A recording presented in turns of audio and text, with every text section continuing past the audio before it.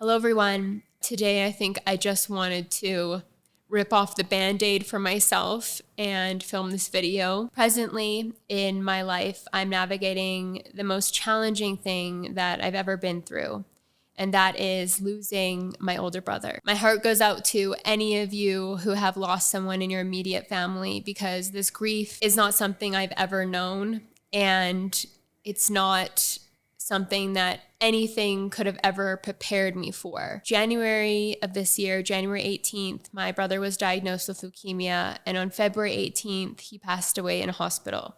It even just still feels a bit surreal to express that or say that out loud, because I know that this is still very fresh for me. I have had a desire to share about some of the things that I've been learning through grief with you, and content creation has been such a place of creativity and joy for me in my path. There is a desire to move forward and create content, but I feel like I need to acknowledge the reality and share about my present reality in order to move forward, to get to that place where I can channel my creativity and my joy into creating content. As mentioned, my intention here is that it can provide any of you support, learnings, or understanding if you are navigating grief or if you know someone who's going through grief. I'm very well aware that grief is a portal, an entirely new reality. Life before this happened, and there is a new life, a new reality after the fact, and I'm still very much at the beginning stages of getting to know that reality. I do know that the lessons come every single day with grief. The lessons that I was learning at the beginning are different than the ones that I'm learning now, and I've been writing notes and reflecting on my journey every step of the way. My brother was an amazing human being.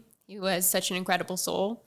I have so much desire to share about him and his life and who he was, but I'm not quite there yet without getting the feeling that the emotions are going to arise, because it's still very fresh. Nothing could have prepared me for this. When my brother passed, it felt like there was a deep energetic or spiritual pain, a feeling like my brother was ripped from my reality. I want to acknowledge that feeling because it was very present for me in those moments of first knowing that he passed. I was with my family at the time in the hospital. It was excruciatingly painful, but not on a level that I'd ever experienced pain before. One of the most challenging things to navigate has been the void of where my brother once was and now he's not. The void to me feels like a type of energetic sinkhole. Empty, vast space that's drawing out all of these emotions from me. There'll be moments where I feel okay, and then I get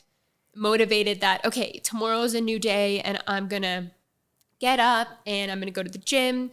It's gonna be good. I'm ready to live my best life for him. I'm ready to move forward with bravery and courage in honor of him.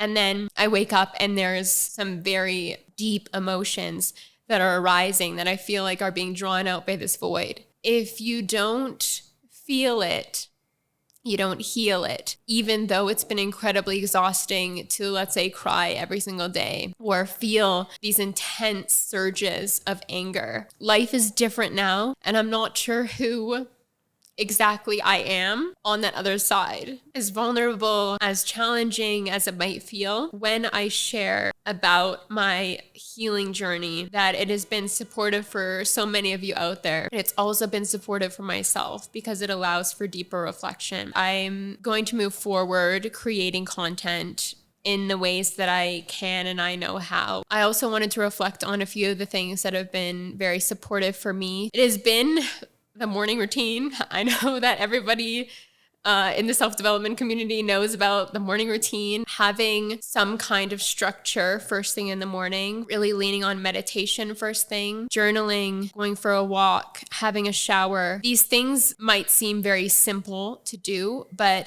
in navigating grief some days, I just feel like it's the only thing that I can do is just take it moment by moment. Other things that have been supportive is coaching. my life coach is incredible. She's been able to give me the most powerful reframes. Having such a supportive partner in my life has been, there's no words. It's been priceless. I'm so grateful for Dan and everything that he's provided for me through this, because again, it's the most challenging thing that I've ever been through, and having someone to lean on, even though that's been like part of the scary part is leaning on somebody else. It's been a beautiful lesson. I've been leaning on Rose a lot. Drinking rose tea and just sitting in silence and sacred space has been very supportive for me. Bible scriptures have been very supportive for me. The immense amount of support from family and friends. And immediately what I'll say is, after my brother passed, my family was together, even though that was